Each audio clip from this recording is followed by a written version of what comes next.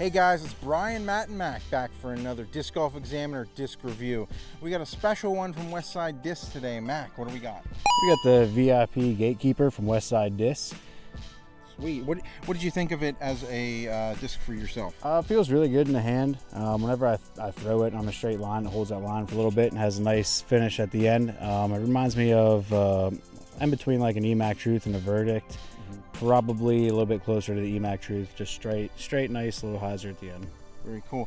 And Matt, for you, you probably have a little bit more of a longer backhand than Mac and I. What do you think of this disc? I really enjoyed it as well. It wasn't super overstable, so when I threw it, it really pushed forward. It didn't dump out to the left or anything, and I found it was really reliable though, even with that smaller overstability. I got to throw it a few times, and I thought it was really nice for something that you want to go straight and then have that slight bit of hookup. Definitely right. Something akin to the EMAC Truth, maybe the Warship, a little bit more overstable. Yeah, a little bit more overstable Warship, I would say, would be a pretty fair assessment. Very cool. Well, let's show you how we got to that conclusion. We'll start it off by going to the profile. The Westside Discs Gatekeeper, it's a speed 4, so it doesn't have a huge rim like a driver. It's definitely a mid-range. No bead on it, so if you prefer beadless mid-ranges, this is really nice. Not overly flat, it has a little bit of a dome on it. When I threw the VIP Gatekeeper on a hyzer, it had a nice hyzer line with a slow push to the left, not too overstable. With a hyzer release, the Gatekeeper held the hyzer for the whole flight. It never flipped up to flat, but it also didn't spike down, so we got a really nice glide forward with that hyzer.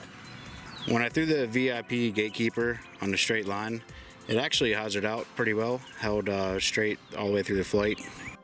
On a flat release, the Gatekeeper stayed straight for quite a long time for the flight, but at the end it did hyzer out, had a nice reliable finish off to the left. When I threw the VIP Gatekeeper on the in hyzer, it held that line for a small ways and then it flipped back to straight and then hyzered out at the end. I really liked throwing the Gatekeeper on an anhyzer. It held the anhyzer turn for a lot of the flight before it ended up hooking up and landed really flat for me. When I threw the VIP Gatekeeper with the sidearm, it actually held a lot more stability than I thought it was going to, and it hyzered out at the end. And that's how we threw the Westside Discs Gatekeeper in that VIP plastic. Did you guys enjoy it? Absolutely. Very cool. Yeah, I liked it. It's a very nice sticky disc. Awesome.